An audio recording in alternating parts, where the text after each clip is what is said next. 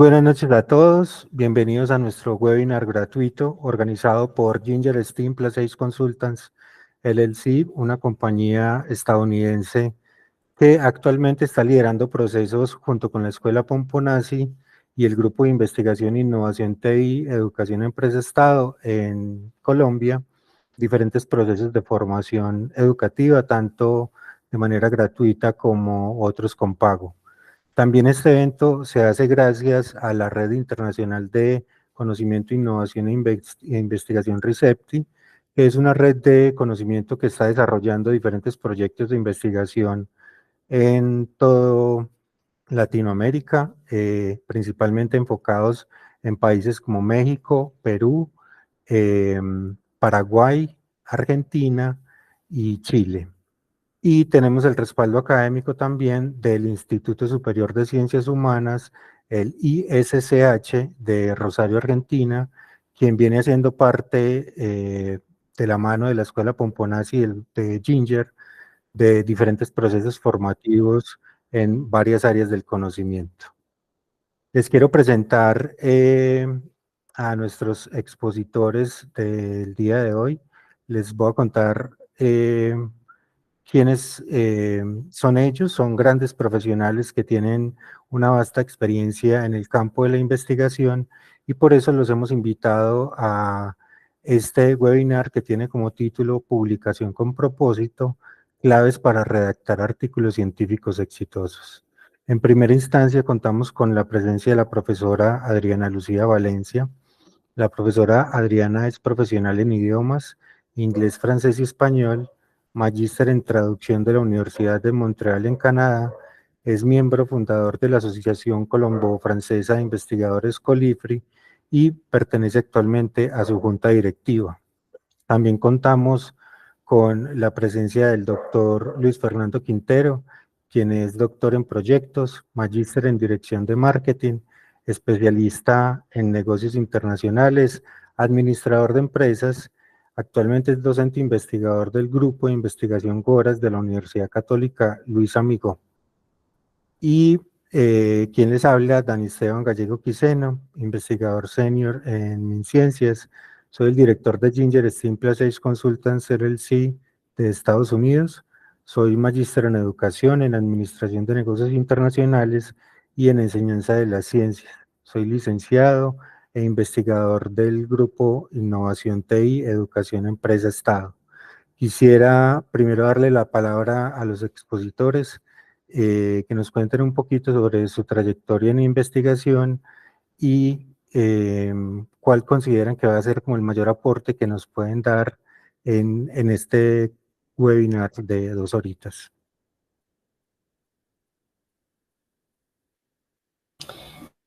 Si quieres, yo comienzo. Claro que sí. Buenas tardes para todos, espero que se encuentren muy bien. Muchísimas gracias por atender esta gran invitación. Gracias a Ginger y a la Escuela Pomponazzi y a todos para que esto se haga realidad y por la invitación. Bueno, les comento, grosso modo, yo soy investigadora desde 1996, donde empecé siendo estudiante de la Universidad de Antioquia y terminando mis estudios me fui a hacer una maestría en la Universidad de Montreal. Continué trabajando con el grupo de investigación.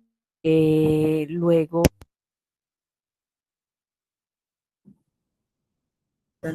al volver, continué trabajando en investigación, miembro fundador de Colifri, Colombo Francesa de Investigadores, y hago parte de la junta directiva y también tengo otro grupo de investigación creado que se llama, es un colectivo de investigadoras en plurilingüismo e interculturalidad nacional, pues Colombia, y también tengo un semillero de investigación independiente en de traducción y terminología en la Universidad de Antioquia. Muchísimas gracias, profe. Es Fernando. Bueno, con las buenas noches, un saludo para la profesora Adriana, un gusto para Dani por la invitación, para todos los que están conectados. Este es un espacio de manera colaborativa en el cual pues vamos a hablar, a dialogar, a intercambiar diferentes experiencias significativas que se han tenido dentro de la trayectoria investigativa de cada uno. Así tengamos como eje central la publicación con propósito, siempre tenemos aspectos y experiencias importantes en las cuales de ellas hemos aprendido y desde las cuales hemos tenido que ir corrigiendo, avanzando. ¿Cómo se aprende a escribir? Escribiendo. Entonces ahí hay unos elementos importantes para uno no desfallecer. Vemos acá algunas fotografías de las personas conectadas muy jóvenes y que obviamente tienen unos intereses y unas intencionalidades para iniciar con este proceso de escritura. Entonces lo más importante es tener y darse la oportunidad de escribir y de ir mejorando constantemente ese proceso. Uno no lo termina haciendo de la noche a la mañana, siempre terminará mejorando, siempre habrán que hacer correcciones a un artículo y la idea es pues dar como unas orientaciones acerca de esos apartados centrales que un artículo tiene dentro de su estructura y que obviamente lo que vamos a compartir le sea pues de ayuda y de aporte para la construcción de sus textos en sus diferentes propuestas de investigación. Algo importante es que tomando una cita de APA, del American Psychology, dice: una publicación está completa solo cuando los resultados se comparten con la comunidad científica. Es decir, cuando termino mi investigación, una de las formas y las maneras de comunicar esos resultados es por medio de los artículos. Entonces creo que este espacio es importante y valioso para ese fin. Muchas gracias, Dani. No, gracias a ustedes dos. Yo quisiera agregar a lo que han dicho, que me parece muy valioso. Es que uno cuando empieza en este mundo de la publicación científica siempre va a tener miedos y son más las puertas que se cierran que las que se abren. Entonces uno no tiene que tener miedo a escribir los artículos que está proponiendo. Yo creo que a todos nos han rechazado alguna vez artículos. Creo que a todos alguna vez nos han hecho correcciones sobre aspectos que hemos escrito que entre 2 o 3 personas pensábamos que estaba supremamente bien desarrollado y al final del proceso nos dimos cuenta que habíamos cometido algunos errores y componentes que tienen que ver con aspectos cualitativos, cuantitativos, etcétera.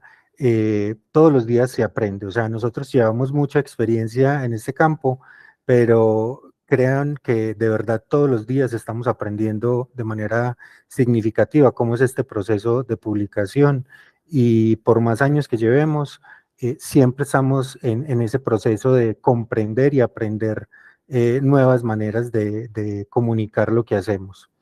El contenido que fue compartido con ustedes en la invitación, vamos a tener 7 elementos que para nosotros son importantes en la escritura de artículos científicos. Primero vamos a hablar sobre la importancia de los títulos, en los artículos científicos. Luego vamos a hablar sobre la estructura de los resúmenes y de las palabras claves y cómo hacer que el artículo destaque. Vamos luego a introducirnos en eso que debe tener la introducción de un artículo científico, qué debemos incluir dentro de estos y qué debemos evitar. Vamos a hablar sobre el método, por qué tiene que tener coherencia con el título, los objetivos y planteamientos de la investigación. Vamos a hablar sobre la importancia de los resultados, cómo presentarlos de manera efectiva. Un ítem que nos cuesta mucho a veces escribir, que tiene que ver con la discusión y las conclusiones, cuál es el propósito y cómo debemos redactarlas, y algo supremamente importante que tiene que ver con la bibliografía, cuál es la relevancia de un elemento bibliográfico cuál es la relevancia de cómo citar correctamente un texto, y adicional a eso, pues vamos a tener una breve bibliografía sugerida. Quería contarles a todos que a partir de este webinar les vamos a hacer envío de un ebook que contiene todo el contenido del webinar. Vamos a hacerles envío de una presentación institucional de Ginger, y adicional a eso les vamos a compartir el link del video en YouTube, para que también lo puedan compartir con sus compañeros, colegas, para que este aprendizaje pues se multiplique de manera que muchas personas puedan acceder como a este nuevo conocimiento. Entonces, en primera instancia, queremos contarles que Ginger Steam Plus 6 Consultants es una compañía, una consultora estadounidense que se especializa en el área STEAM Plus 6, que tiene que ver con ciencia, tecnología, ingeniería, artes, matemáticas y humanidades, y que actualmente estamos representados en más de 18 países, en los cuales contamos con diferentes representantes académicos, representantes comerciales, entre otros. Una de las funciones más importantes de la compañía es ayudar a las instituciones educativas de nivel superior y de nivel medio en todos los países en los que hacemos presencia, en movilizar indicadores de acreditación de programas, mejoramiento de procesos de autoevaluación institucional y también de autoevaluación de programas. ¿Por qué? Porque nosotros hemos observado que esas funciones sustantivas que tiene la universidad, que son proyección social, extensión, investigación y toda la parte académica, pues lo podemos movilizar a través de todas estas acciones que nosotros desarrollamos. Generamos procesos de formación con diferentes certificaciones internacionales, y adicional a eso, pues desarrollamos acciones para el desarrollo y el mejoramiento de procesos educativos en niños y en jóvenes que van de las edades de los 3 hasta los 16 años. Nuestro objetivo del día de hoy es abordar todo lo concerniente a la publicación con propósito, y desde nuestra experiencia mostrarles cuáles son las claves para redactar artículos científicos. Entonces vamos a partir de cuál es la importancia de los títulos en los artículos científicos. Me gustaría de pronto, Luis Fernando, desde la experiencia, antes de hablar de lo que contiene la presentación, ¿por qué crees que es muy importante el título en un artículo científico? Bueno, yo lo voy a comparar o hacer una analogía con un producto, con la marca de un producto, ¿cierto? Es decir, esa marca tiene que vender, tiene que ser llamativa. Y de igual manera, entonces, ese título de ese artículo tiene que tener unos componentes muy interesantes y llamar la atención del lector. Cuando uno tiene un título llamativo, entonces empieza a desarrollar toda esa lectura del área de conocimiento, del área de interés, por la cual le gustaría, pues, obviamente, profundizar el tema. Entonces, yo creo que ahí esa marca, esa identidad que uno le da a un título es fundamental para que se destaque dentro de la parte de la motivación a quien está buscando en su momento leer un artículo. Entonces ahí hay que tener una paciencia de la construcción muy puntual y tratar de hacer algo que yo hago, y es borrar y volver a construir hasta que uno no tenga como un tema ya definido para ese título del artículo. No se establece como ese definitivo. Entonces hay que hacer esa prueba, ensayo, error, escribir y tratar de que me lean antes de que se mande una revista. Es decir, pedirle a colegas que me apoyen para que ese título pues sí cumpla con el propósito y el objetivo de todo el texto. Entonces ahí estaría como parte de esa reflexión acerca del título pertinente y apropiado para ese artículo, Dani. Súper bien. Profesora Adriana, ¿usted qué ha encontrado de particularidad como particular en los títulos que han puesto los estudiantes a lo largo de su experiencia? Bueno, y no solamente eso, sino a partir de la parte de publicación también. Para completar lo que dice el profe Luis Fernando, es importante también tener en cuenta las políticas editoriales de la revista donde nosotros vayamos a publicar, porque muchas veces el título también puede estar condicionado a unas políticas internas de cada revista a la que vayamos a publicar, y es vital tenerlo en cuenta. Apoyando todas las ideas del profe Luis Fernando, el título es el que me va a abrir la puerta, y además que es uno de los grandes, contiene las grandes palabras por las cuales yo puedo ser encontrada a nivel de todos los repositorios bibliográficos que tengan. Entonces, los títulos pueden tener muchas características. Lo mejor que podemos hacer con un título es que no sea demasiado extenso. No debería ser demasiado extenso, aunque dependiendo de las ciencias. Por ejemplo, yo he visto que hay muchos artículos, sobre todo de la área de las ciencias de la salud o medicina, cuyos títulos son súper grandes. Pero también hay que mirar que estos artículos están en revistas demasiado especializadas, es decir, muy centradas en el área del conocimiento de ellos. Si nosotros necesitamos o queremos que nuestros artículos estén sean repertoriados o sean encontrados por más personas, deberíamos tener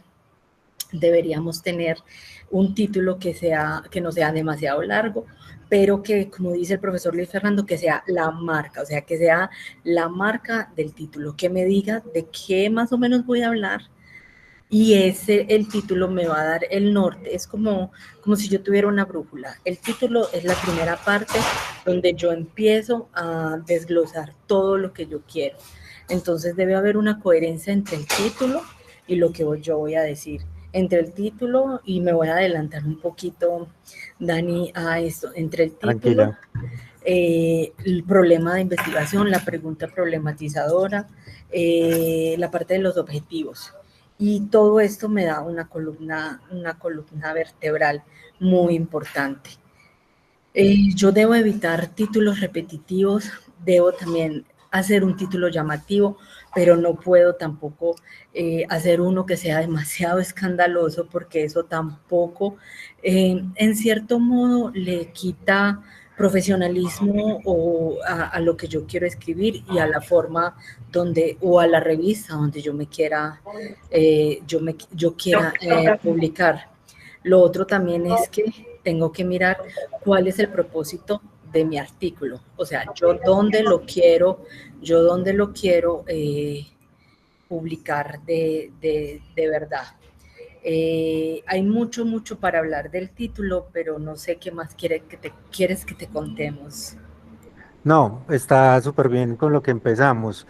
Me parece supremamente importante también como contarle a todas las personas que en este momento nos están escuchando, y es que el título muchas veces no es lo primero que aparece, o sea, es lo primero que uno lee, sí, pero de pronto a veces es lo último que surge del proceso de investigación. Entonces, no hay que tener como mucha ansiedad, no hay que tener mucho desespero al inicio del proceso de investigación, porque la investigación en sí misma al final nos viene a dar el título de esa investigación que uno está desarrollando. Muchas veces cometemos el error de que le ponemos el título. Voy a poner un ejemplo, voy a escribir un ensayo y yo parto del título y a veces termino escribiendo algo que no tenía nada que ver o que no está 100% relacionado con el título. Entonces, el título borrador es muy importante. No casarme con un título. No creer que ese va a ser el título de mi artículo definitivo, sino que el título borrador va a irse modificando a medida que se va desarrollando el proceso de investigación. Luis Fernando levantó la mano y después la profe Adriana. Dani, gracias. Sí, hay algo importante y es que cuando uno va a empezar a escribir, pues ¿con qué se encuentra? Con una hoja vacía. Entonces, cuando uno se encuentra con la hoja vacía, pues lo primero que hace es ponerle un título, ¿cierto? Como para al menos guardar el archivo. Pero entonces, como bien lo decís, ese título, listo, que sea el inicio, esa idea con la que te vas como a ir yendo para construir tu artículo, pero que no sea el definitivo hasta que no se termine de escribir todo el artículo. Entonces es importante tener esa consideración que bien haces y que seguramente todos en algún momento nos hemos encontrado con ello. ¿Qué título le pongo? No, pongámosle este temporal mientras miramos a ver cómo terminamos de darle el ajuste respectivo a ese artículo. Gracias, Dani. Así es, profe. Sí, de acuerdo con el profe Luis Fernando. Generalmente mis procesos con mis estudiantes, yo sí les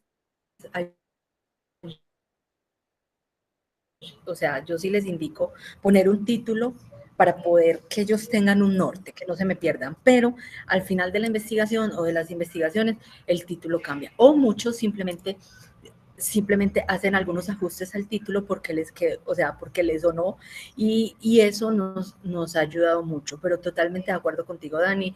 O sea, es lo último que de verdad va a estar en lo que uno se va a enfocar, pero como dice el profe Luis Fernando, es el punto de partida. Perfecto. Bueno, entonces nosotros hemos traído acá unos elementos que consideramos que son muy importantes. El primero de ellos es que un título debe garantizarnos a nosotros visibilidad y accesibilidad. En ese sentido, ¿qué podríamos aportar, profes, para que un título sea visible y accesible? Bueno, yo creería, Dani, que para esa palabra visibilidad y accesibilidad, o sea, de acceso, ¿cierto? Es importante tener en cuenta como conectar un poco con lo que son las palabras clave, que seguramente será enseguida el tema que vamos a hablar, pero no las podemos pasar por alto, porque debe de tener entonces una palabra clave que sea un conector, una palabra que sea orientadora y que dé luz a lo que es ese artículo, ¿cierto? Por ejemplo, en el tema de la administración de empresas, el concepto de morfología, de forma, ¿cierto? Morfología organizacional, uno dice, uy, ese término es más dado como para otras disciplinas, pero cuando uno lo coloca, el artículo llama la atención porque esa palabra para la administración de pronto no es tan recurrente, pero cuando empieza uno a desglosar todo el artículo, pues dice, es que aquí había una forma en las organizaciones que tiene unas características, unas condiciones, una tipología y que esa morfología pues también se puede dar allí. Entonces yo creo que esa visibilidad es importante y tenemos el apoyo, por ejemplo, de lo que son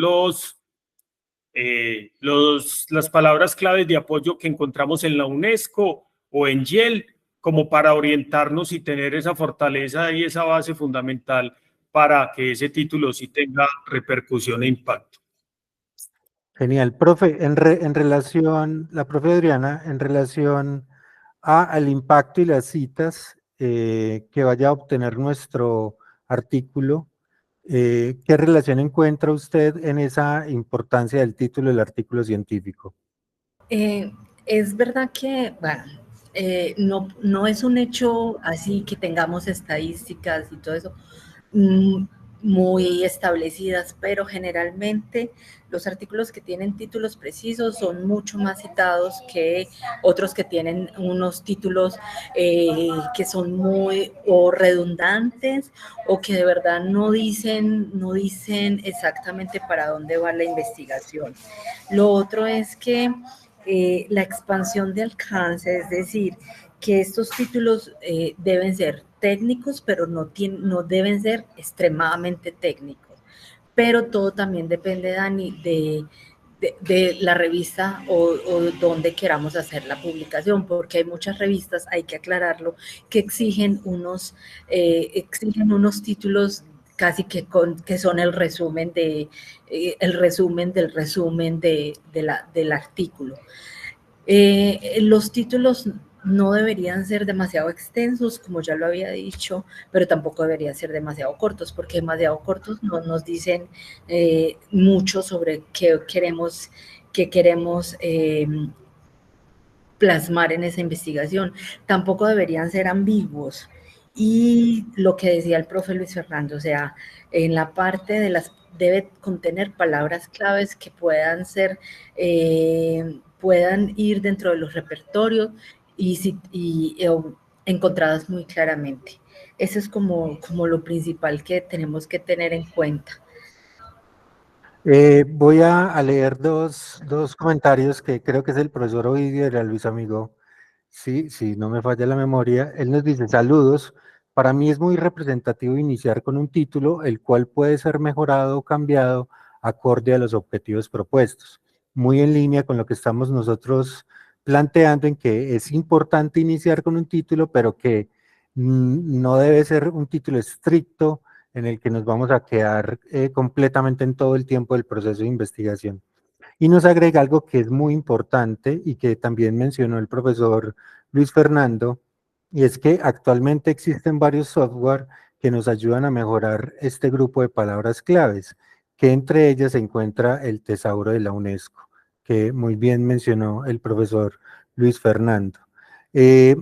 Acá viene una pregunta que me gustaría que de pronto reflexionáramos, y es cómo evitar que un título de un artículo científico se convierta en la recopilación de palabras clave de lo que está dentro del texto. Porque ya hay extremos, ¿cierto? Entonces, nosotros estamos diciendo, una sugerencia es utilizar palabras clave de las que va a tener nuestro artículo, pero hemos encontrado también artículos que son una cantidad de palabras claves que uno a veces no entiende bien el título, es porque están combinando esas palabras claves para que sea un título de mayor impacto, tenga mayores citas, pero en el fondo uno dice, acá no me dice lo que va a traer el texto. La profe Adriana, claro que sí, dinos. Yo creo que pues, de todo también que el profe Luis Fernando ha dicho y de lo que hemos hablado hasta el momento, hay dos cosas que me parecen muy importantes a evitar. Uno es la ambigüedad, lo repito, o sea, tenemos que ser muy claros y precisos, pero lo otro también hay que evitar el sensacionalismo. Es decir, esos títulos rimbombantes que al final no dicen nada y que muchas veces pueden crear una especie de pánico, o lo otro es que van haciendo, porque crean pánico porque hacen unas aseveraciones, afirmaciones o generalizaciones, pero que a la final no hay cómo respaldar de verdad con hechos científicos, que es la importancia de un artículo científico, que debe ir respaldado con toda esta parte teórico-conceptual que nos apoya toda la investigación o la publicación. Entonces, esos dos aspectos creo yo que hay que tener muy en cuenta a la hora de crear un título. Miriam, ¿quieres decirnos algo? Buenas noches desde Argentina, ¿cómo están? Hola Miriam, muy bien, gracias. Es un gusto estar con ustedes. Cuanto a lo que estamos tratando, esto de la importancia de los títulos, eh, soy socióloga y si hay algo que mis alumnos no quieren, es encontrarse con buscar un título y que salgan repetidas 10 veces las mismas palabras. Yo creo que tenemos, como les digo a los chicos, sinónimos para utilizar en palabras, o antónimos así lo merecen, para no tener siempre la redundancia de este título metodología de investigación cualitativa, por, no sé, por Heller, a ver, ser más preciso y no tener tanto aferrado a uno como investigador la palabra metodología, investigación. Es que hay que cambiar eso, hay que dar vuelta con eso, porque estamos dando vueltas sobre lo mismo, ¿no? No sé si a ustedes les pasan. Completamente. Nos pasa todo el Este es el tiempo, gran sí. problema que creo que hay que desterrar.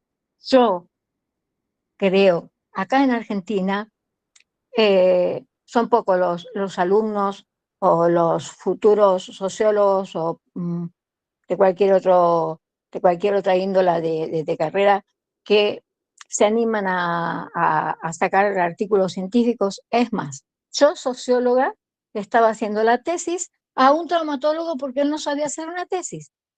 O sea que tuve que estudiar de traumatología para poder hacer la tesis al señor. No están acostumbrados a hacer tesis y les asusta un título distinto a lo que ya están acostumbrados. Si no dice la palabra que yo estoy buscando, no me va a servir ese título. Y es todo lo contrario. Así es. Muchísimas gracias, Miriam, por tu aporte. Víctor Hugo Guzmán nos quiere también decir algo.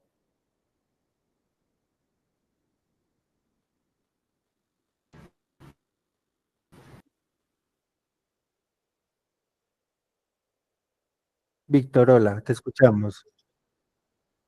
Sí, hola, ¿me Sí, escucha?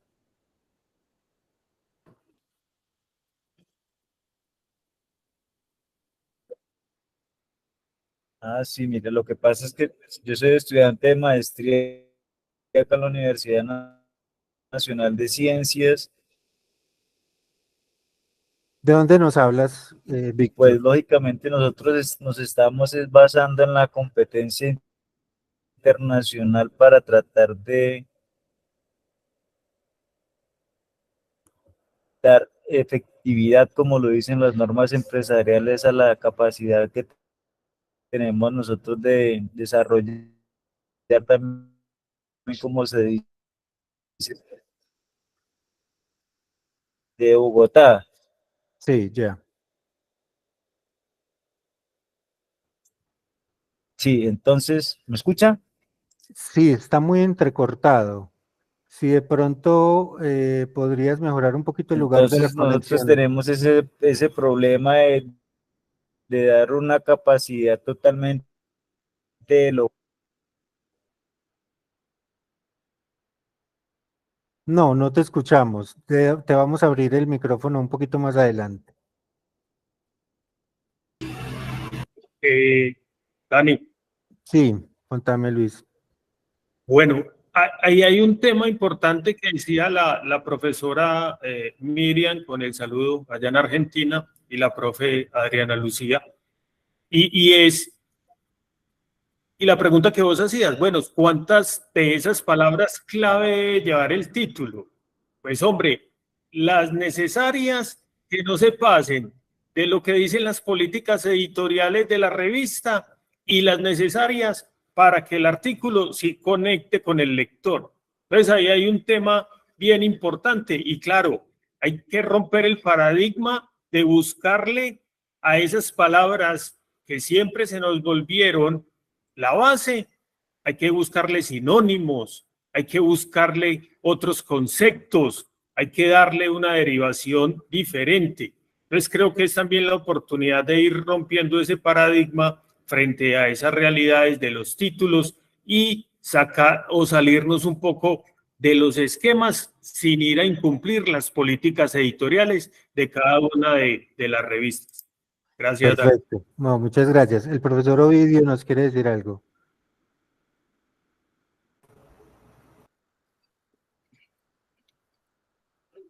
Muy buenas noches. Buenas Vea, noches. es algo como más una... A ver, hay un asunto que a mí me preocupa mucho cuando escribimos Y cierto, estamos en comunidad académica, pero a veces se nos olvida que ese tipo de materiales no solamente llega a un grupo, a una comunidad académica experta en esos contenidos. Puede ser un padre de familia, puede ser un educador. Tenemos diferentes públicos que pueden ser atractivos para un público en especial. Pero como siempre estamos pensando en el campo y en ese grupo selecto de profesionales que nos van a leer, entonces iluminamos los contenidos con unos tecnicismos que a veces hasta nosotros nos sorprenden, ¿cierto? Hasta nosotros los incluimos dentro del contenido y ni sabemos de qué hablan esos asuntos. Tan enredados y tan altos que finalmente se pierde y se desdibuja para que ese material llegue a otros públicos distintos. Yo pensaría que hay que ser cuidadosos y se nos convierte en desafío, porque es que tenemos que utilizar una terminología, yo le llamo como unos términos intermedios que nos ayuden a definir unas palabras que no se vuelvan tan rimbombantes, pero tampoco se vuelvan tan simples. Entonces, yo pienso que los extremos hay que cuidarlos y a veces, pues yo he dado con unos artículos, por ejemplo, de investigación cualitativa, de investigación social, que son duros de llegar a ellos. Y uno lee ese material y finalmente se encuentra con esos obstáculos que finalmente le impiden a uno tener una real comprensión de esos contenidos.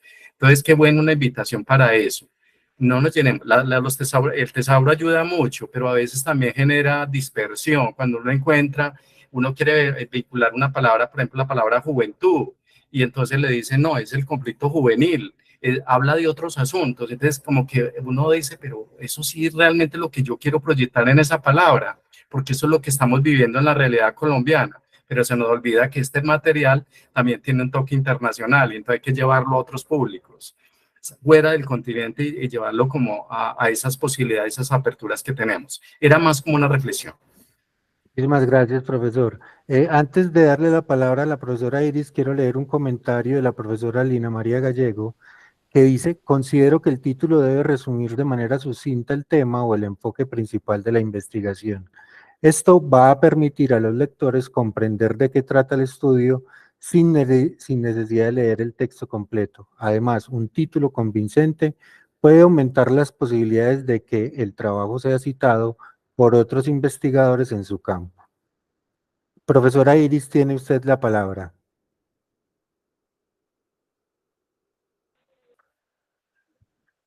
Buenas noches, desde aquí, desde Venezuela, de la Universidad Nacional Experimental de Guayana, les saludamos. Y efectivamente, cuando estamos ideando el título, debemos tener presente que no solamente estamos haciendo o escribiendo para comunicar para hacer el artículo para la comunidad científica que nos agrupa, sino que también tenemos el público, la comunidad en general, que también puede requerir ese conocimiento. Por ejemplo, cuando tenemos a alguien enfermo y necesitamos saber sobre la enfermedad, y en mi caso particular, yo empecé a buscar artículos científicos sobre hidrocefalia y precisamente para conocer. Y no soy experta en el área, ni soy, digamos, del área de la gerencia, pero tuve que revisar varios artículos científicos para poder conocer de ese tema. Entonces, es importante saber que cuando uno hace un artículo científico, ese borrador que uno hace, si se lo entrega a una persona común y esa persona lo lee y lo entiende, entonces el artículo está bien, porque la persona comprendió, aun cuando no sabe del tema, entonces se empapó del tema. Y eso es una cosa importante que debemos de definir. ¿Para qué publicamos? Y en función de eso, entonces, definir el título del artículo de manera que sea atractiva y que no solamente ayude a la comunidad científica, sino a todo aquel que necesite de ese conocimiento. Gracias.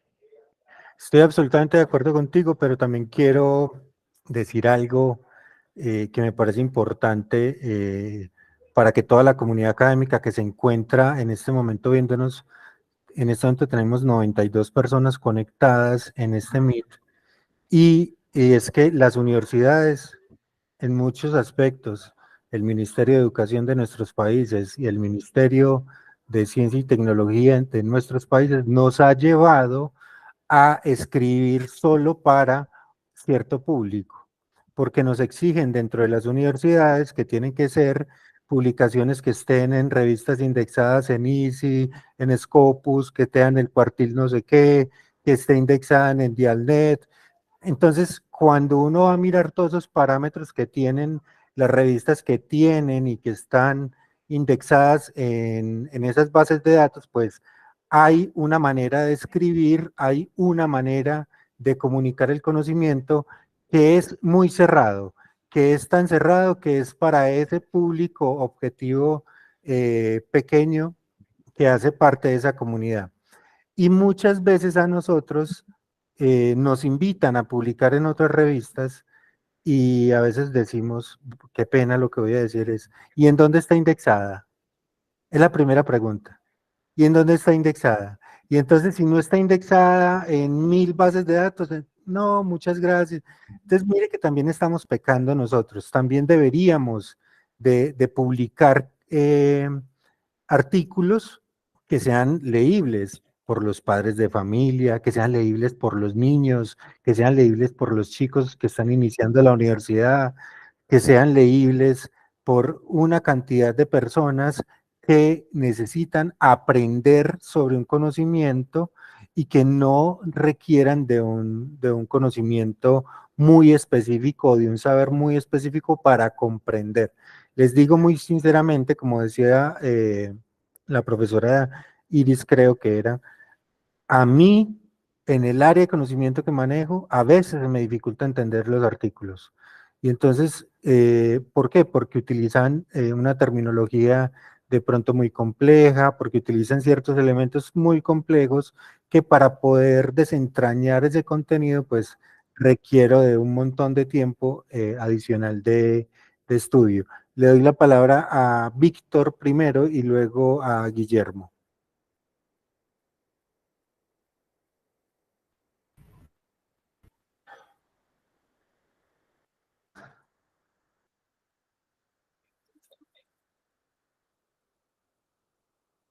Sí, pues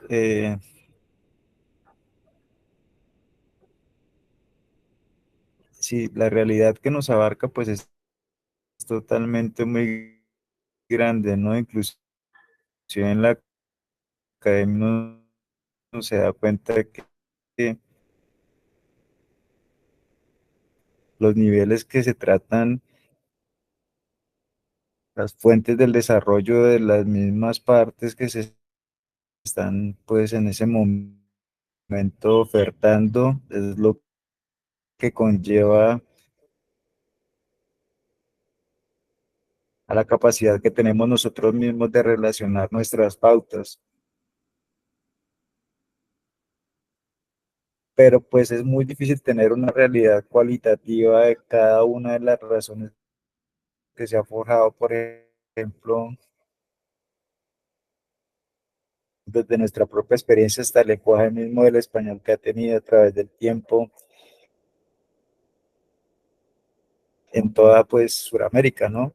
Y cómo no abarcar esto en las diferencias donde se encuentra una experiencia que no tenemos por...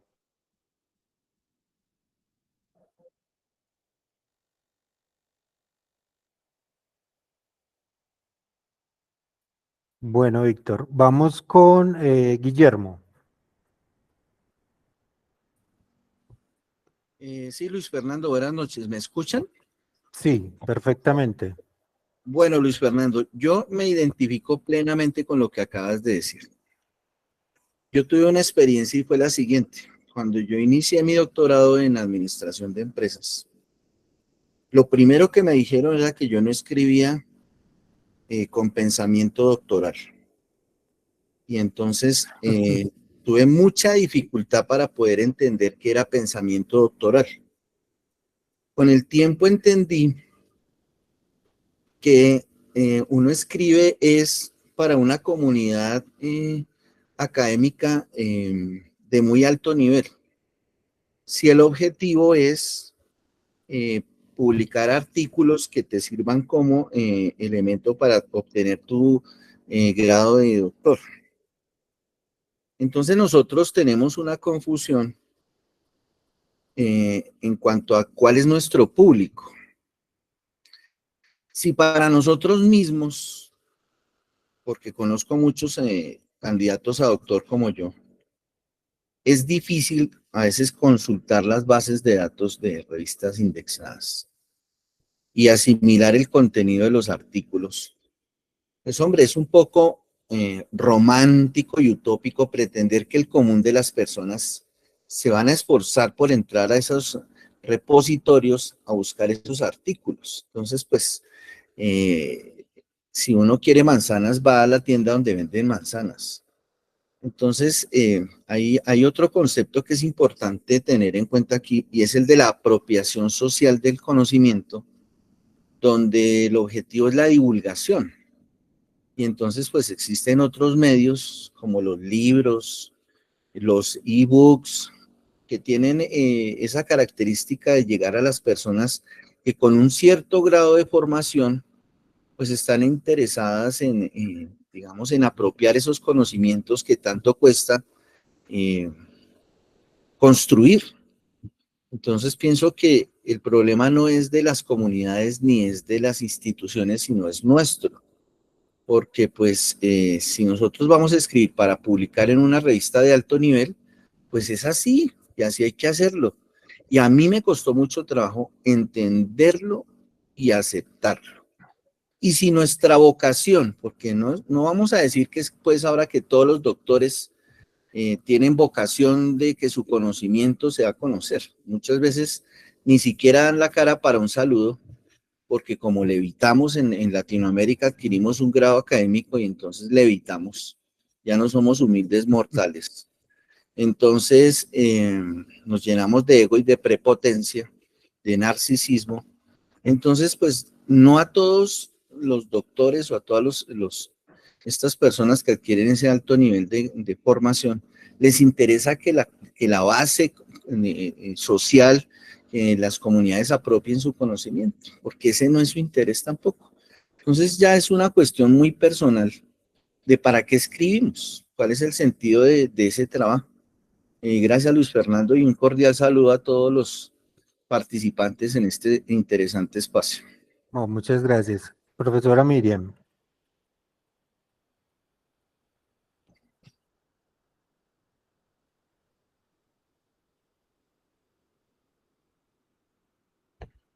¿Se escucha? Sí, perfecto. Perdonen. Sí, yo lo que quería acotar, estoy muy de acuerdo con el compañero que recién expuso.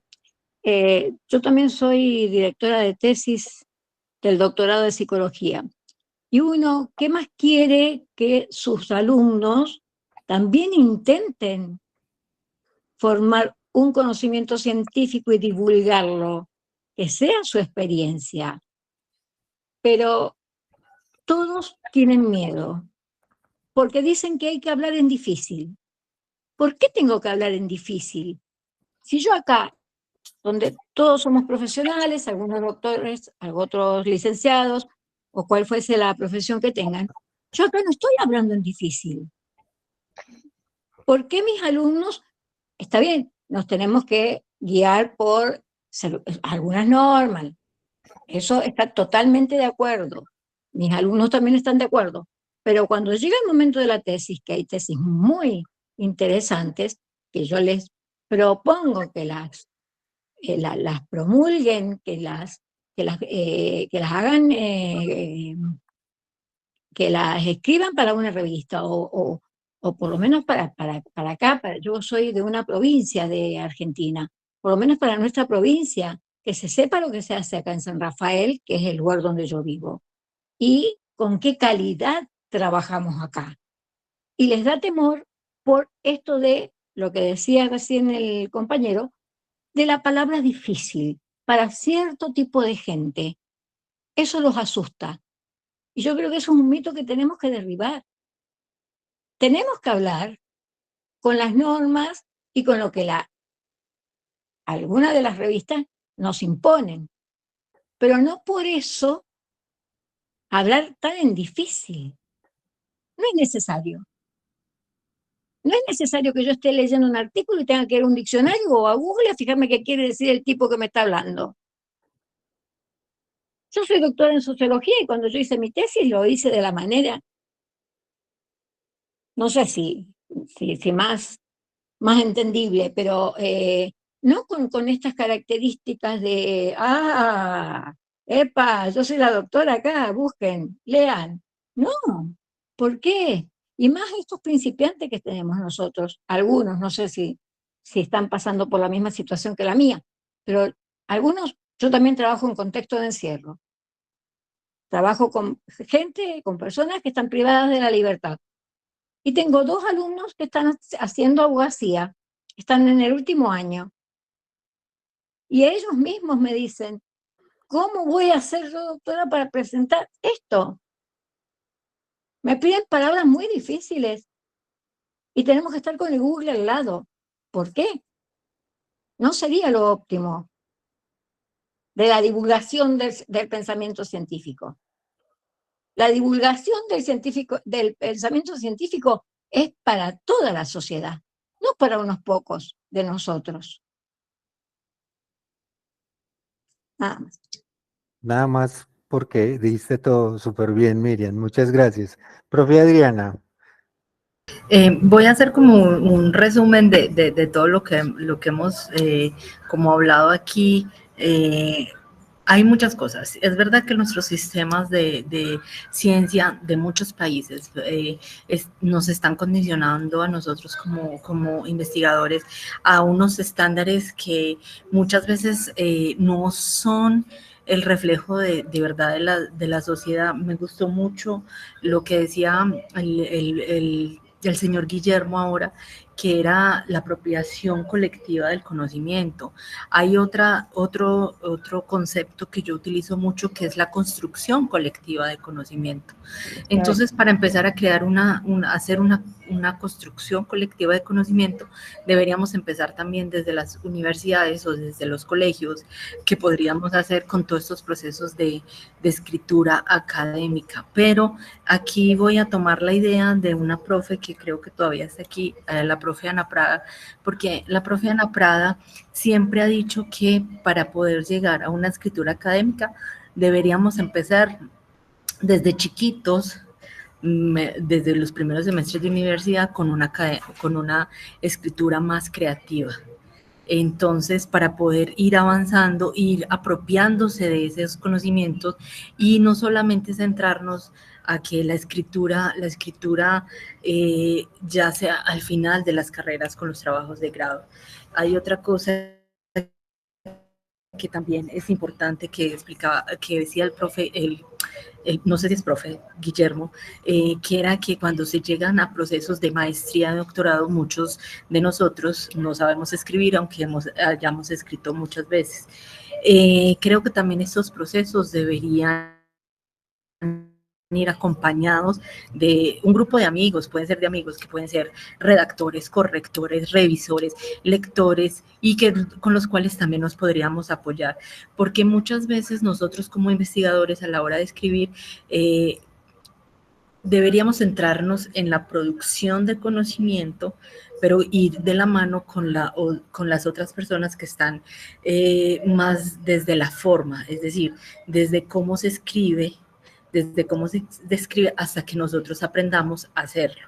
Porque muchas veces lo que dice el señor Guillermo es verdad, o sea, son muchos procesos que nosotros tenemos que enfrentarnos a ellos en momentos como de maestría, doctorado, o que los que son profes de tiempo completo, que tienen que hacer investigación y que tienen que publicar, entonces muchas veces se le hace complicado. Estos procesos acompañados de personas que van a trabajar, ayudarnos a también cómo podríamos hacer con respecto a la forma nos pueden ayudar mucho. Y lo último es que lo que decía el profe, lo que me han dicho todos de una u otra manera, los que han participado hasta el momento es, ¿para qué quiero publicar? ¿A dónde quiero publicar?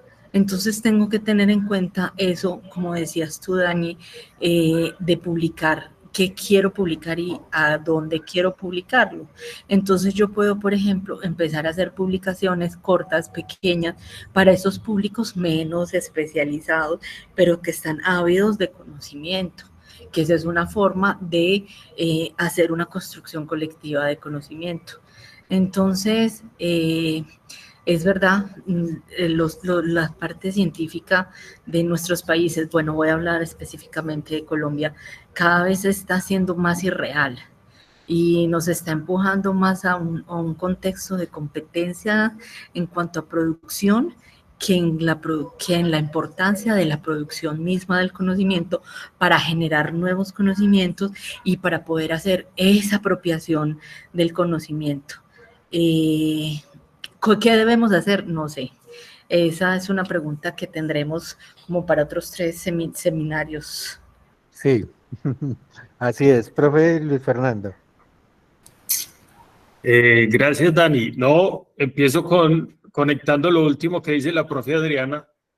Hay un modelo, ¿cierto?, que nos limita muchas veces y que de pronto se sale a veces de las realidades propias de lo que vivimos, ¿sí?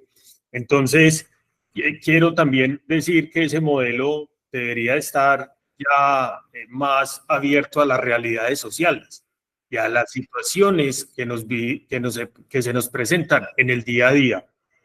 Hay unos espacios y, por ejemplo, este espacio colectivo de construcción, de aporte científico es tan interesante porque le está llegando a muchas personas, a todos nos está aportando de una manera u otra. Mire qué interesante escuchar a todos, ¿no? Entonces, ahí hay un tema que tenemos que cambiar también esas formas de generar conocimiento.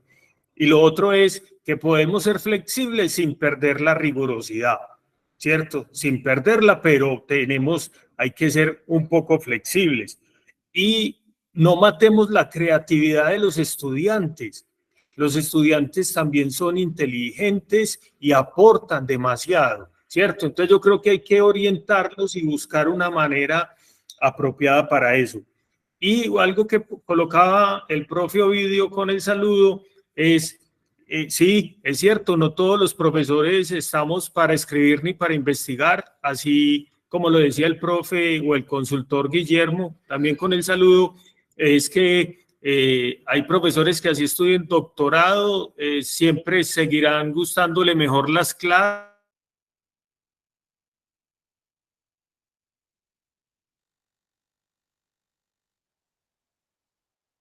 Creo que se nos fue por un momento Luis De Fernando. diferentes niveles, Teresa, ¿cierto?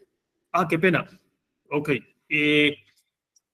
Decía lo último que el señor Guillermo aportaba ahorita. No todos los que estudian doctorado tienen que ser investigadores.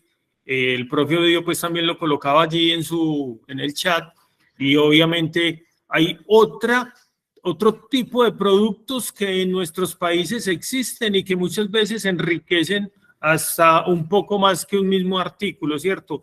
Entonces a veces tenemos que pensar en otros medios de comunicar la investigación y que no siempre son los artículos, aunque este espacio nos está llamando a reflexionar acerca de la estructura propia de los artículos científicos. Gracias, Dani.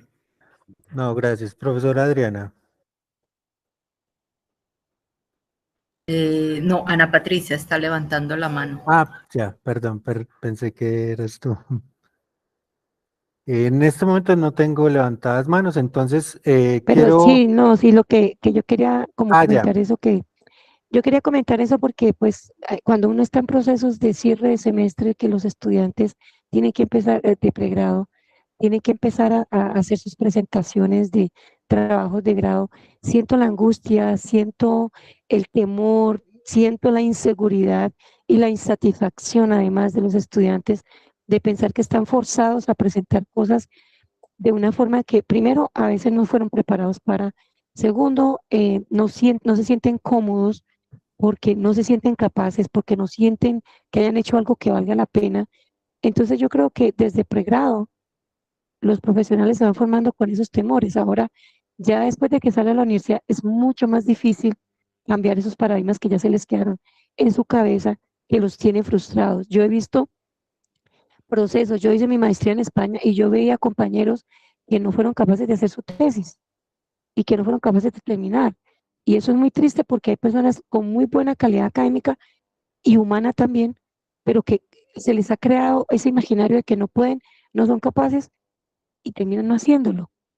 Entonces yo creo que sí es una invitación real a que pensemos en esa formación. Adriana mencionaba ahora una idea que siempre he tenido y es cómo llevamos a nuestros estudiantes desde una escritura creativa hacia una escritura académica, que creo que es enamorarlos primero de escribir, mostrarles que sí son capaces, que sí es posible de contar las ideas de distintas formas y poco a poco irlos llevando al camino de un escrito mucho más académico, mucho más estructurado.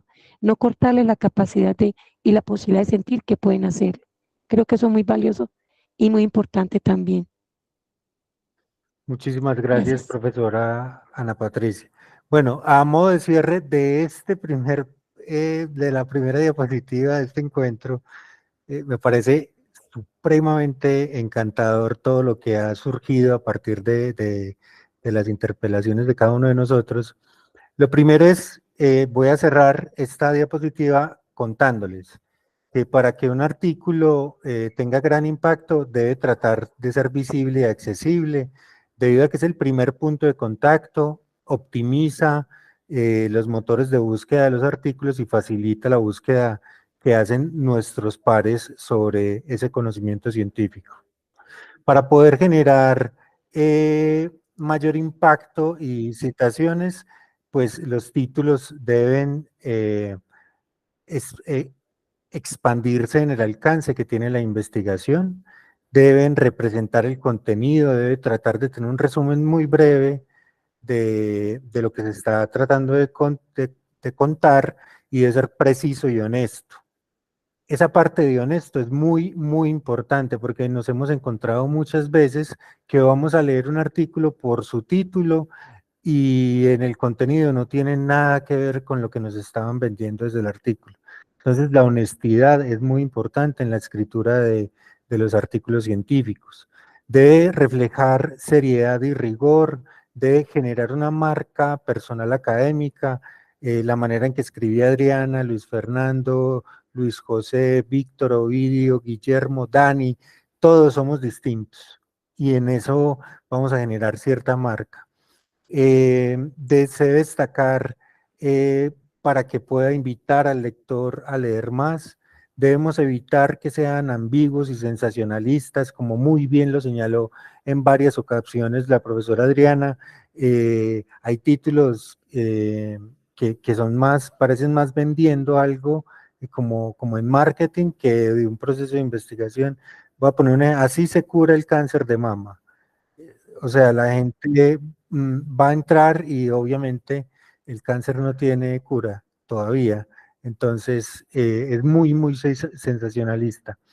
Tratar de evitar, miren, esta parte es importante, es una jerga o un término técnico excesivo. Las dos cosas que estábamos hablando ahorita, debemos como encontrar ese punto en común y evitar, y esto casi todas las editoriales lo tienen, títulos extensos o complicados. Casi siempre las editoriales nos piden 12 palabras, 15 palabras, no nos piden más. Entonces hay que revisar en dónde voy a publicar para poder tener ese sello editorial, llevar todas las características que me piden. Debe ser conciso, incluir algunas palabras claves y muy importante, y lo hemos dicho, debe ser un equilibrio entre un título conciso, pero que tenga la suficiente información descriptiva para comunicar el tema central de lo que voy a investigar. Bueno, ahora, ¿cómo deben de estar estructurados los resúmenes y las palabras claves? ¿Cómo hacer para que el artículo resalte? Normalmente en las revistas indexadas nos están pidiendo que todos los resúmenes tienen que tener esta estructura. Debe contar el propósito, debe hablar de la metodología, debe presentar los principales resultados, algunas de las conclusiones y mostrar su impacto. Esa es la estructura que debe tener un resumen. Ahora bien, esa estructura siempre va a depender es de la editorial. Porque la editorial, no todas las editoriales nos hablan en términos de lo mismo para poder publicar. Tanto así que muchas veces una de las dificultades, hemos hablado con nuestros estudiantes y lo hacemos a lo largo de la carrera que estén desarrollando y les decimos, vamos a utilizar el estilo APA, ¿cierto? Pero cuando vamos a mirar, la revista publica es con estilo IEEE, por ejemplo, o Vancouver, o otras, ¿cierto? O sea, uno debe enseñar no solo un estilo, y nos hemos, lamentablemente, desde mi punto de vista, desde mi percepción como investigador, nos hemos como casado, entre comillas, con el estilo APA, como si fuera el único estilo válido para publicar. Y uno encuentra una cantidad de revistas que tienen otros estilos, de escritura, otros estilos de publicación y otros estilos de estructuras. Entonces hay que abrir un poco el abanico y evitar esa rigidez que estamos teniendo en este proceso. Profe Luis Fernando, ¿cómo considera usted que podemos hacer esa selección de palabras claves que debe tener un resumen? Y quiero contar antes de que nos cuente. Muchas veces he visto que muchos estudiantes ponen palabras claves después del título, no antes, por ejemplo. U otros ponen como palabras claves algo que es más de carácter metodológico o que va más orientado a los propósitos y no son palabras claves del artículo como tal. Entonces, bueno, le doy la palabra al profesor Luis Fernando. Gracias, Dani. Sí, ese resumen yo lo vinculo y lo califico con dos conceptos. Es una síntesis de todo el contenido del artículo, ¿cierto? Allí está por eso se llama resumen, ahí está toda esa propuesta que el artículo desarrolla, el manuscrito lo desarrolla en los apartados subsiguientes, ¿sí? Y también el resumen es un aspecto de sección que informa, allí no se evalúa, ¿cierto? Entonces allí hay que utilizar algo que nos da dificultad y que la profesora Adriana Lucía, en su conocimiento de idiomas como el inglés, sabe que nosotros en el español somos demasiado extensos para decir lo mismo. Y ahí pecamos en los espacios o los caracteres que debe tener un resumen. Entonces, por eso siempre nos dicen, sea claro y concreto en el resumen. Para 150 palabras o máxima 250, pues hay que tener una claridad enorme. Ahora bien, esas palabras clave, pues obviamente me van a dar una forma de ir conectando toda mi estructura del artículo y eso es lo que se busca con el resumen. Es más, el resumen también se escribiría en mi posición casi de lo último, es decir, ese resumen sería antes del título definitivo, ¿sí? Entonces ahí creo que también es un aspecto importante porque es identificar en esas palabras que nos piden, en esa cantidad, todo lo que vamos a decir en el manuscrito y que muchas veces por tiempo, por ser uno práctico, lee los resúmenes de 10, 20, 30 artículos para orientarse más o menos acerca de un tema. Entonces es muy importante tener esa claridad y fundamentación teórica, metodológica, de resultados y de conclusiones en esa parte del resumen y que es una sección que informa, ¿cierto? Es importante destacar eso. Gracias, Dani. No, súper bien. Profe Adriana, ¿qué es lo que debemos evitar en la escritura de esos resúmenes de artículos científicos? Bueno, voy a completar primero algo de lo que decía Luis Fernando, sin extenderme mucho, y es, por ejemplo, el resumen es la parte de las partes más difíciles que tiene la escritura del artículo por la concisión que hay que tener. De hecho, yo estoy completamente de acuerdo. Para mí es la última parte que yo escribo, incluso después del título que ya que nos haya como cuadrado con todo lo que tenemos. Lo de las palabras claves, hay un pequeño problemita con las palabras claves, porque muchas veces nos piden palabras claves referidas solamente al tesauro de la UNESCO, y hay muchas áreas del conocimiento que no están dentro de ese tesauro. Por ejemplo, yo que hago mucha investigación sobre traducción y terminología o procesos traductivos, etcétera, a mí me ha costado muchas veces cuando las revistas me piden que las palabras claves sean del tesauro, acoplarme a eso. O sea, toca hacer como un acomodamiento, y muchas veces de verdad que no, por más que escriba la editorial y les explique que el tesauro no me cubre como el área específica o lo que yo estoy tratando en el artículo, a veces esa parte sí, a muchas editoriales, muchas políticas editoriales son intransigentes. ¿Qué hay que evitar? Hago un resumen de lo que dice el profe Luis Fernando. Primero, ser consciente de qué es lo que me pide, cuáles son las políticas editoriales. 150 palabras son 150 palabras. Es que no, es que son 100, no importa, 150 y 10 más no van a ser, no, son 150, o sea, porque el resumen es la característica de la rigurosidad y la síntesis que yo debo tener como investigador o para publicar un artículo de escritura académica. Debo evitar ser vago, o sea, debo tener muy en cuenta que hay unas partes del resumen que va a decir una pequeña introducción, explicar la metodología, cómo voy a hacer, hasta dónde quiero llegar. Pero para eso el profe Luis Fernando tiene mucha razón. Antes de hacer un resumen, me tengo que sentar a leer muchos resúmenes dentro del área mía para poder ver, y sobre todo los resúmenes de la revista donde yo quiero publicar. Eso es clave.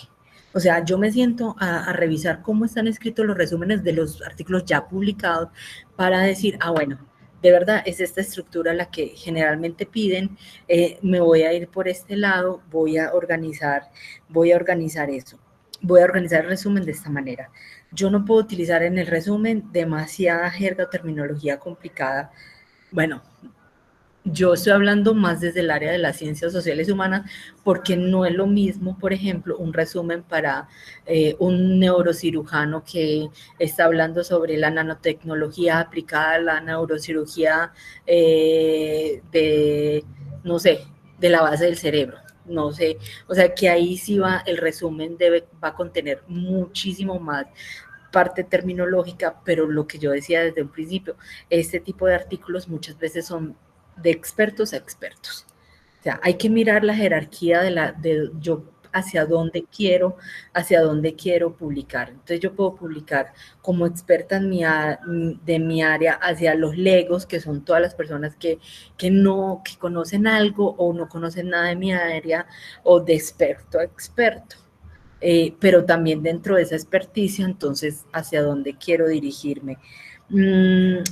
La información tiene que ser totalmente pertinente. Entonces, yo no me puedo salir y decir cosas que yo quisiera de pronto que supieran esto, no, lo que me están pidiendo. No debo dar, no debo, o sea, debo dar como algunos indicios de lo que yo puedo hallar en como resultados, pero también yo tengo que mirar que dentro del resumen yo debo decir cuál fue mi metodología, hacia quién va dirigido, cuál es el objetivo, y hacia dónde voy yo. Y también debo evitar demasiados detalles en la metodología. Y lo otro es que debo utilizar un lenguaje muy claro y Otra cosa, por favor, si necesitan, no hagan una traducción literal de los resúmenes hacia lengua extranjera. Busquen, eso sí, busquen un experto, un traductor que les pueda hacer la traducción de ese resumen si ustedes no manejan mucho la estructura de los resúmenes en inglés, que es completamente diferente a la de nosotros en español. Y como decía el profe Luis Fernando, nosotros somos muy dar vueltas y vueltas para decir que está lloviendo. Es como lo que se me ocurre, Dani, no sé. No, Sí, súper se me bien. quedó algo en el tintero. No, yo quiero primero responder una pregunta que me parece muy importante de Luis José Gómez Loero. Y la pregunta es, ¿se puede usar la IA como herramienta para que la IA nos guíe a elaborar artículos científicos? Mi respuesta personal es sí, la mía es sí. ¿Por qué? Y voy a tratar de argumentar el por qué. Porque la herramienta en sí misma no es mala. O sea, lo que está mal, desde mi perspectiva, es siempre copiar y pegar lo que la IA me está entregando. La IA me permite a mí, uno, ahorrar tiempo porque va a hacer una búsqueda de datos, me va a hacer una limpieza de datos, me va a encontrar autores que de pronto yo no tenía dentro de mi perspectiva, y adicional a eso, pues si tiene, en este caso voy a hablar de una IA que es la mundialmente conocida ChatGPT, si tiene un entrenamiento basado en más de 1 trillón de datos, o sea, estamos hablando de una cantidad absurda que el cerebro de nosotros no alcanza a desarrollar, ¿por qué no me va a poder ayudar de ella? O sea, yo creo que las ayudas todas son positivas. La manera en que usemos esa ayuda es la que nos va a llevar de pronto a cometer errores o a cometer plagio o etcétera.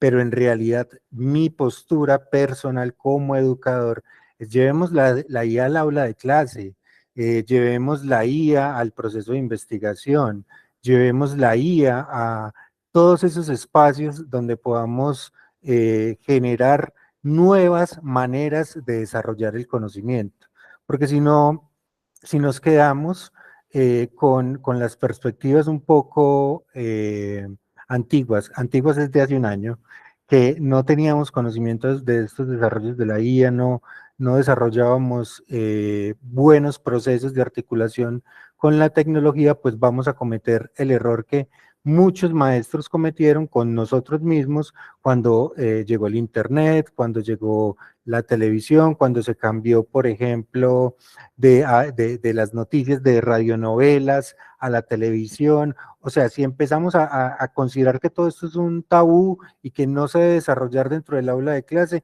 creo que estaríamos cometiendo los mismos errores que cometieron nuestros maestros cuando se vino el cambio de la tecnología, del internet, etcétera.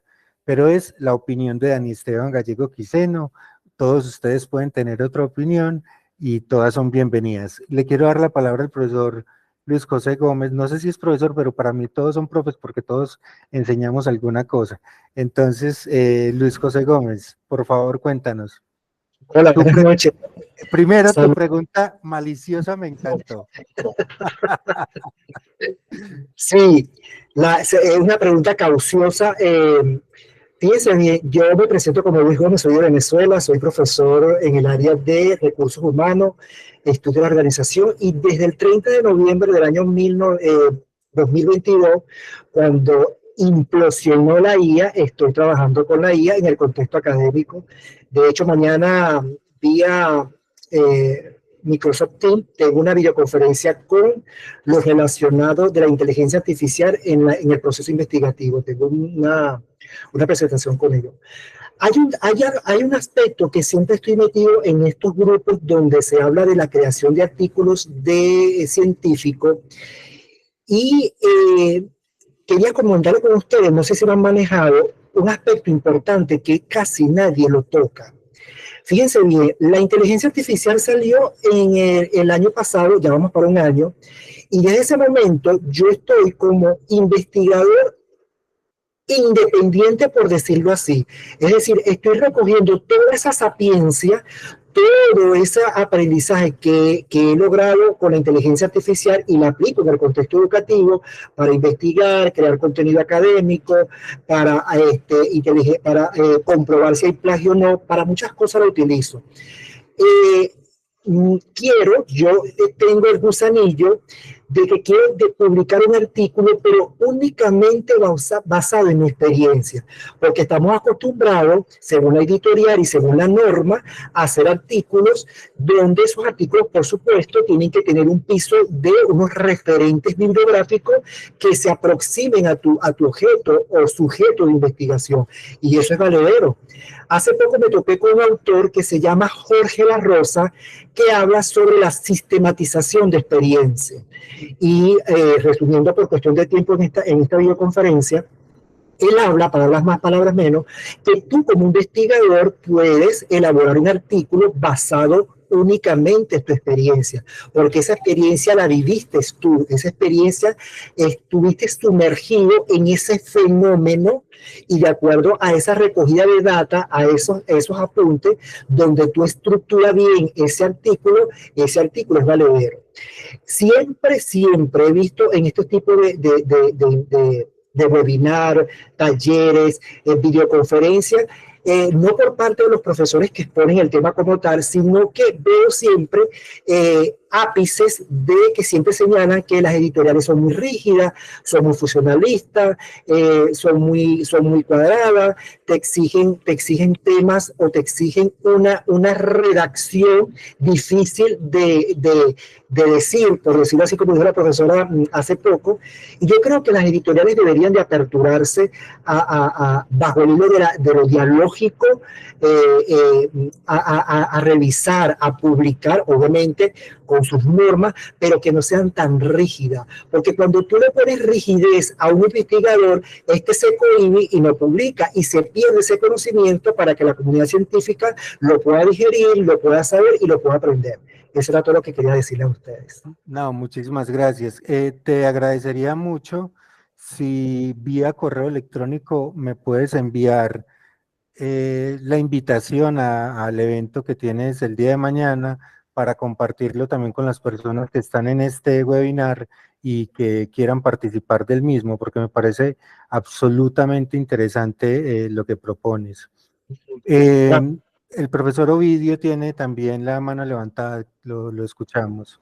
Sí, yo sigo también como en vínculo con estas reflexiones. La inteligencia artificial, me sumo mucho a lo que decía Dani al comienzo, pues son percepciones y es como vemos esos asuntos desde mis subjetividades, mis individualidades, desde mi experiencia docente, y finalmente no podemos satanizar las nuevas tecnologías, no podemos satanizar la IA, ya llegó, se quedó, y el problema es cómo lo vamos a manejar y cómo lo estamos llevando al aula de clase para convertirlo en una estrategia para dinamizar esos procesos de aprendizaje y de nuevos conocimientos. Yo tengo malas experiencias, pues en el cuento es que en el tema docente los estudiantes pues nos llevan ya carrera con el tema de inteligencia artificial, y cuando uno les dice, cuando a nosotros nos tomábamos 2 horas, 4 horas montando una presentación, ellos ya elaboran una presentación en 15 minutos y quizás en menos tiempo, y muy bien elaborada, muy bien estructurada. Entonces, hermosamente elaborada, ¿cierto? Estéticamente bien, creativa, innovadora, pero hay un asunto que a veces, yo pienso que mamá tenía una adagio y dice que mucho que queme el santo ni tanto que no lo alumbre, ¿cierto? Eso es lo que está generando la IA en este momento. Uso y abuso. Y los estudiantes, y yo pienso que también me meto ahí, ¿cierto? Que cómo estamos, porque tenemos que culturizarnos frente al manejo de la inteligencia artificial. Tenemos que educarnos frente a esos asuntos, y creo que Dani lo decía en su reflexión. El tema es que cómo la estamos apropiando y cómo la estamos llevando al aula de clase, y qué uso le están dando los estudiantes para el manejo de sus actividades dentro del aula de clase. Vean, cortar y pegar se les está convirtiendo en costumbre. Yo me pillé un texto de unos estudiantes, no voy a decir el del programa, 3 estudiantes con el mismo contenido, y a mí me pareció muy raro. Yo fui, revisé y me encontré con esa particularidad. 3 actividades casi iguales. Y yo dije, bueno, primero ya vi plagio, ¿cierto? Hay un plagio. Pero el plagio tenía que identificar de dónde venía. Y pura inteligencia artificial. Y lastimosamente lo le cambiaron porque es que inteligencia cambia cositas. Él te genera una respuesta, pero cuando usted le da el prompt, finalmente él te genera una respuesta y te cambia cosas. Te responde lo mismo en un formato distinto, pero diciendo lo mismo. Pero los estudiantes no se la pillaron. Yo sí me la pillé. Entonces viene el jalón de orejas con los estudiantes. Muchachos, ¿qué va a pasar con esto? No necesito más trabajos presentados bajo esa estructura porque están haciendo un mal uso de la inteligencia artificial. Nos permite mejorar procesos de escritura, redactar mejor, escribir mejor, nos permite una cantidad de cosas, pero tenemos que educarnos frente a su manejo. Pero la forma que lo están haciendo no es la adecuada, no es la pertinente. Ese formato hay que darle un mejor uso para traerlo, para vincularlo como estrategia educativa para presentar sus actividades. Yo pienso que esto ya nosotros, yo vengo de una capacitación de una diplomatura que acabo de terminar en inteligencia artificial y estaba muy preocupado al inicio porque me decía la profe, tienen que presentar un artículo para presentar como resultado final de la diplomatura. Y yo preocupado, digo, uy, en este tiempo y presentar un artículo. ¿Y sabe qué nos dijo ella? No se preocupen, profes. El artículo usted lo genera, lo saca en 2 o 3 horitas. Con la ayuda de inteligencia artificial. No la creíamos, uno no la cree eso.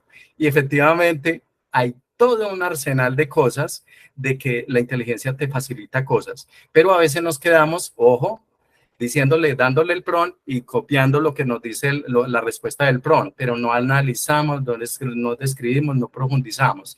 Y eso es lo que estamos trasladando también a los artículos, Dani. Peor, ¿cierto? Porque Estoy de acuerdo contigo. Estamos haciendo de que todo este trabajo que es de escritura, que es de reflexión, que es de análisis en profundidad, no se lo podemos dejar a inteligencia artificial. ¿Dónde quedan los investigadores? ¿Dónde quedan sus procesos de análisis? Tiene que haber una bidireccionalidad, tiene que haber una articulación, tiene que haber una conexión para conjugar esa voluntad de esa estrategia vinculada a esos procesos. Era como eso. Sí, yo quisiera agregar antes de darle la palabra a la profesora Adriana, que tiene la mano levantada, y es que hay algo que la inteligencia artificial le puede dar a los estudiantes. Voy a poner el mismo ejemplo que hizo el profesor Ovidio. Presentaciones hermosas en menos de 1 minuto. Se las saca en PowerPoint, en Canva, donde quiera está la presentación. Pero el discurso, no. El discurso lo tienen que estudiar los estudiantes. El discurso de esa presentación lo tienen que apropiar los estudiantes.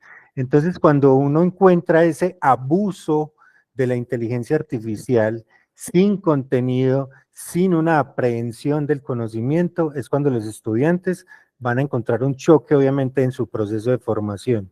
No está mal que lo usen, está mal que lo abusen y que abusen descaradamente de él, como lo mencionabas también, profe, y es el prompt le va a sacar a los tres maneras distintas de expresar lo mismo, pero al fin y al cabo, en el fondo, uno encuentra que no es más que la estructura pedida a una inteligencia artificial para que me dé cierta información. Profe Adriana.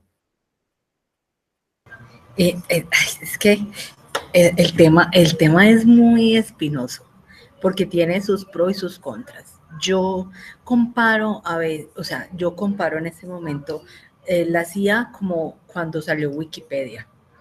O sea, cuando salió Wikipedia, eso fue el boom también, y eran muchísimos, y era una construcción colectiva, pero después se fue degenerando muchas veces, porque entonces mucha gente metía la mano, y eran muchas cosas que no eran, y muchos estudiantes lo que hacían era simplemente cito Wikipedia, y ya, yo me quedo con Wikipedia. Entonces siempre yo les he dicho a mis estudiantes que Wikipedia es como por donde pueden, o sea, no saben para dónde ir, busquen en Wikipedia. Wikipedia les da una idea de lo que pueden hacer. Trabajar con inteligencia artificial en las clases como medio de poder tener unas primeras ideas me parece genial. Pero en el proceso de escritura me parece que es muy peligroso por 2 razones. Primero, si yo hice la investigación o yo voy a contar, como decía el profesor de Venezuela, mi experiencia con el uso de, entonces, yo hice la investigación sobre eso, yo ya sé del tema. O sea, yo ya sé del tema, yo ya sé qué quiero expresar, qué quiero decir, etcétera. Entonces yo ya no necesito, en términos de realidad, una inteligencia artificial que cuente lo que yo ya sé, porque yo ya me metí. Yo ya estuve 6 meses, 8 meses, 10 meses lidiando, llorando, sufriendo con mi investigación. Entonces lo menos que quiero es que llegue una inteligencia artificial y me diga eso que yo mismo sufrí, no importa. O sea, si llegamos a la misma conclusión, está bien, pero se supone que el proceso escritural debería ser como debería ser como ese, ya el clímax de toda mi investigación y que yo debería expresarlo de la manera que quiero, cómo quiero yo transmitir ese conocimiento. Pero como herramienta inicial para poder tener ideas, para poder mirar algún eje que yo no he visto desde la parte escritural, podría ser. Pero, como dice el profe Ovidio, hay que hacer es muchísima, muchísima, muchísima educación en el aula para que los estudiantes no lo vean como su única herramienta. Y porque de todos modos, si nosotros le dejamos, y es una pregunta, entonces si nosotros le dejamos toda la labor a las inteligencias artificiales, entonces este cerebro que nosotros tenemos, ¿para qué lo tenemos? Ahí les dejo la pregunta. Yo, antes de darles la palabra, a mí me encanta el debate. Y es que en este caso, por ejemplo, quiero decir que hoy en día yo puedo entrenar la IA para que piense muy parecido a como yo pienso. Entonces, yo puedo, el prompt es lo más común que existe pues dentro del lenguaje de las personas que no han tenido un estudio profundo de la inteligencia artificial. Pero cuando uno coge una inteligencia artificial, cualquiera de ellas para, por ejemplo, para hacer imágenes, para hacer texto, para hacer voz, para hacer video, para lo que quiera uno hacer, uno la puede entrenar a ella para que coja todo ese conocimiento que yo tengo y que yo quiero expresar y al final me lo presente con la rigurosidad que me exigen ciertos elementos. Entonces, sí, comprendo que es un debate que podemos estar o no de acuerdo, pero también dejar ahí como en el aire que las inteligencias artificiales no están hoy solo al servicio de entregar información, sino que también están al servicio de que yo las entrene a partir de mis conocimientos. Entonces, no es lo mismo escribir desde la perspectiva de una persona experta en lingüística que yo soy un licenciado en matemáticas y física, pues por poner un ejemplo. Así estemos pidiendo lo mismo, las dos perspectivas y la manera en que entrenemos la IA va a ser absolutamente diferente los resultados. Y ahí, en ese caso, por ejemplo, si yo le enseño a mis estudiantes cómo entrenar la IA para que muestre lo que ellos han avanzado, es distinto a que le metan un prompt a una IA y diga cualquier cosa. Es lo que, el ejemplo que haces muy bien con Wikipedia y esto, que fue lo que pasó, me acuerdo también cuando era todo el Rincón del Vago, todas esas páginas en su momento que la rompían, pero nuestros estudiantes todo lo pegaban. Eso va a pasar.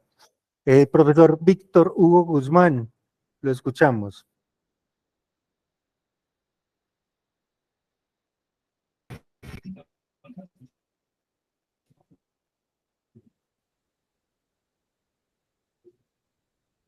Sí, hace poco estábamos hablando en la Universidad Nacional, los doctorandos y los maestros, de acerca de un nuevo libro de la publicación de alguna batería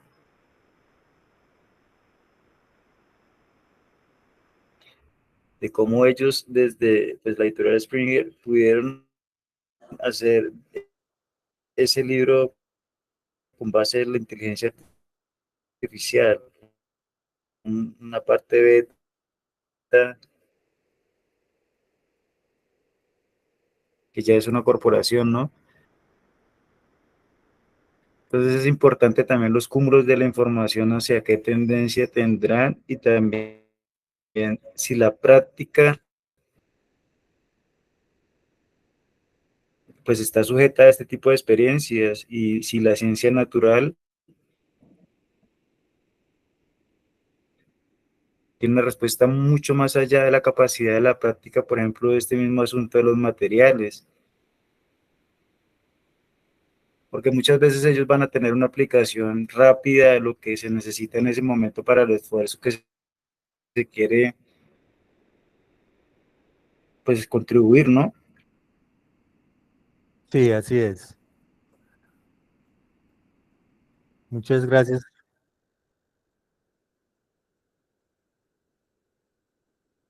Profesor Néstor Gutiérrez.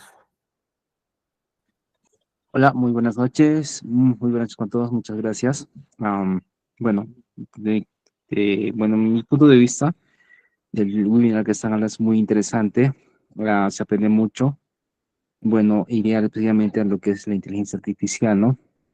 Hoy en día es más útil, día en día lo estamos utilizando, de repente no será tan eficiente, pero haciendo una analogía, vamos a ir a las herramientas que hace años se han utilizado, ¿no?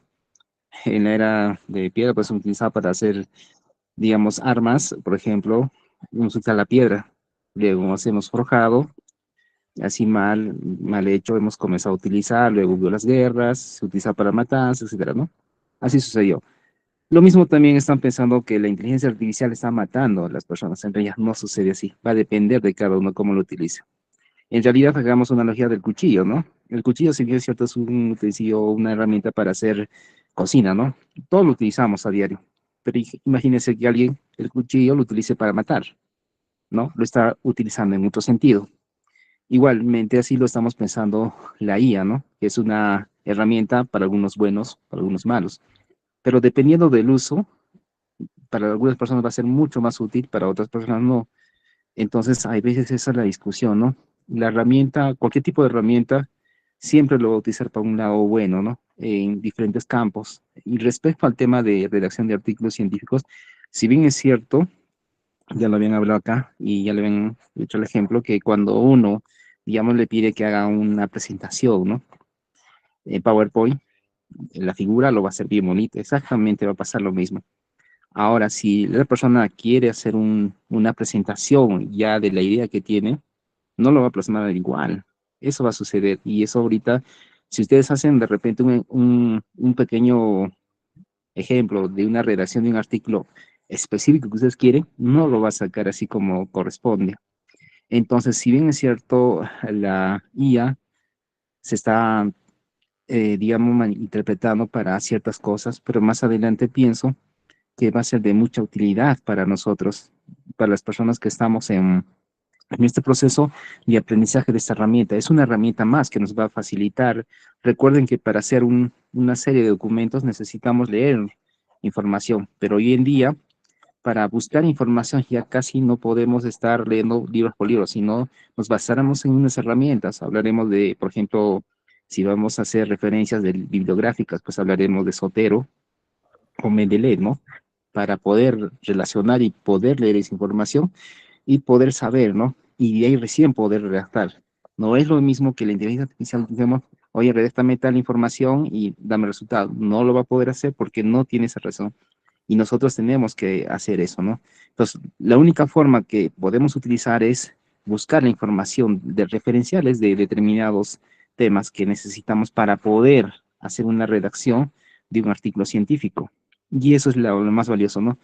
Y eso sería mi aporte, ¿no? A este webinar que es muy importante para dar a conocer la importancia de la IA frente a nuevos avances y usos de esta herramienta para poder desarrollar ciertos procesos que requerimos hoy en día, ¿no? Bueno, muchas gracias. No, muchas gracias a usted por su aporte. Bueno, en términos de resumen, la estructura de los resúmenes y de palabras clave deben tener como estructura en términos genéricos, su propósito, su metodología, los resultados, conclusiones y el impacto que se espera de su proceso de investigación. Para poder seleccionar sus palabras claves, se busca que sean relevantes, específicas, consistentes y que muestren de pronto algunas limitaciones que puedan desarrollar el proceso. ¿Qué evitar en la escritura de resúmenes de artículos científicos? Lo hemos dicho de varias maneras: vaguedad, uso de jerga o terminología compleja, inclusión de información irrelevante, omisión de resultados claves o conclusiones importantes, exceso de detalles de la metodología, referencias innecesarias, declaraciones subjetivas o suposiciones, y no cumplir con las directrices que nos esté pidiendo la revista o la editorial en la que vamos a publicar el texto.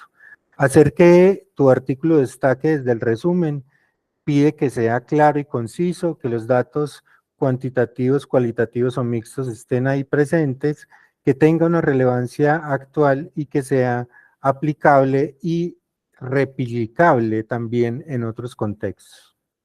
Hay que recordar que el resumen y las palabras claves son a menudo lo primero que los lectores potenciales y los editores de las revistas ven. En este sentido, estos elementos determinan si alguien elige leer tu artículo completo y por lo tanto son tan críticos como el contenido del artículo en sí. Un resumen bien estructurado y un conjunto inteligente de palabras clave puede aumentar enormemente la visibilidad de su trabajo y asegurar que llegue a la audiencia adecuada. Adriana, si el DNI es el número de identificación nacional, sería como el número de cédula en Colombia, sí. Bueno, vamos apenas en la introducción.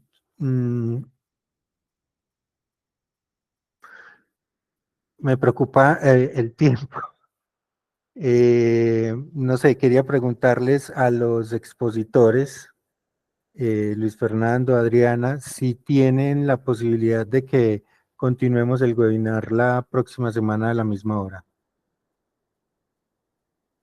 Yo el miércoles no estaré, este miércoles que viene no estoy en otra ciudad, regresando de otra ciudad de otro evento académico, pero el 8, por ejemplo, sí podría. Profe Luis Fernando. Sí, señor, sí podría continuar con el mismo. No sé qué piensen ustedes, los que estamos en este momento participando, llegamos a los 100, en este momento estamos en 88 participantes. No sé si alguien quisiera que mejor lo hagamos bien y terminemos lo que falta, o terminemos, o sea, ¿qué pasó? Y a mí me gustó. Que todos conversáramos, que las personas que tuvieran aportes lo hicieran. Eso hace más enriquecedor un webinar, porque es muy fácil para nosotros decir, bueno, Luis Fernando va a hablar de esto, Adriana va a hablar de lo otro y yo hablo de esto, y es como si estuviéramos dando una cátedra y al fin y al cabo para eso no es este espacio. Este espacio es para aprender, para que cada uno de nosotros dé sus aportes, y por eso la importancia de dar la palabra cuando la piden. En este caso, el profesor Ovidio nos quiere decir algo. Dani, muchas gracias. Yo quiero hacerles una propuesta.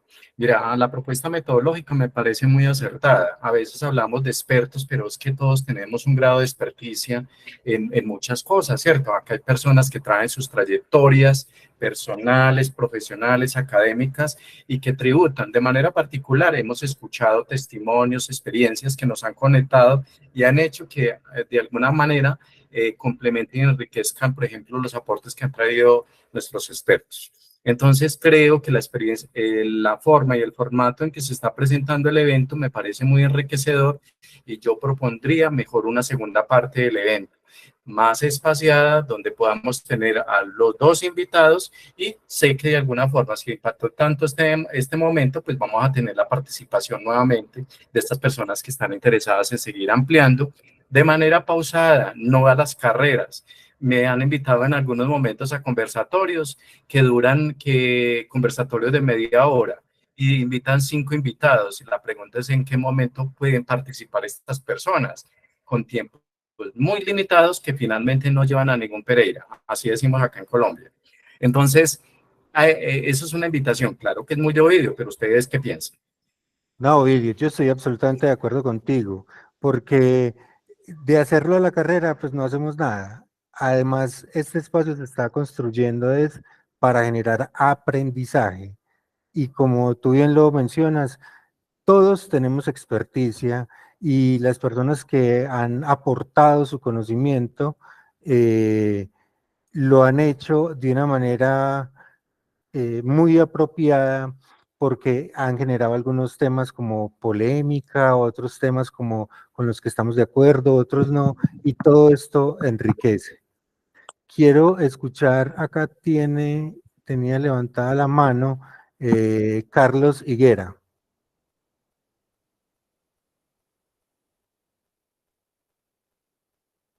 Buenas noches. Buenas noches. Saludos para todos los participantes y felicitarlos pues por esta disertación que se ha hecho en esta noche. Excelente. Me parece importante que esto nos ayude a nutrirnos cada día en cuanto a lo referente a estos artículos, pues artículos científicos. Yo que estoy inmerso en eso, bueno, cada día trato de aprender de los que están cotidianamente trabajando con este material, con estos artículos, y los felicito de verdad. Y no sé si van a dejar el material para que uno lo más detenidamente lo escudriñe, lo revise con más calma, pues. Feliz Sí, noche para señor. todos. Sí, señor, vamos a enviar el material, vamos a actualizar la invitación, entonces, de común acuerdo, porque esto, o sea, lo que más me gusta es que va a ser de común acuerdo, nadie ha dicho que no. Ay, Dios, Qué bueno, ¿cuándo vas bueno. a confiar en mí? Yo Miriam, estoy en Valle de la... Si no me en Valle de duermo a esta hora, mañana no me levanto hasta las 12. Miriam, hola. Te amo, descansa. Voy a pensar boludeces de mí.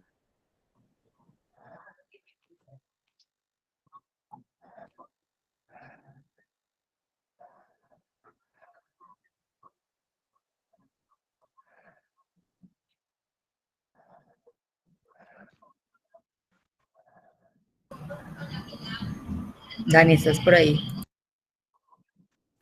Perdón, no se me estaba escuchando, ¿cierto? No suele pasar. Puedo volver a decir lo que acaba de decir. Que siendo las 7:54 de la noche, vamos a dar por terminado la primera parte de este webinar.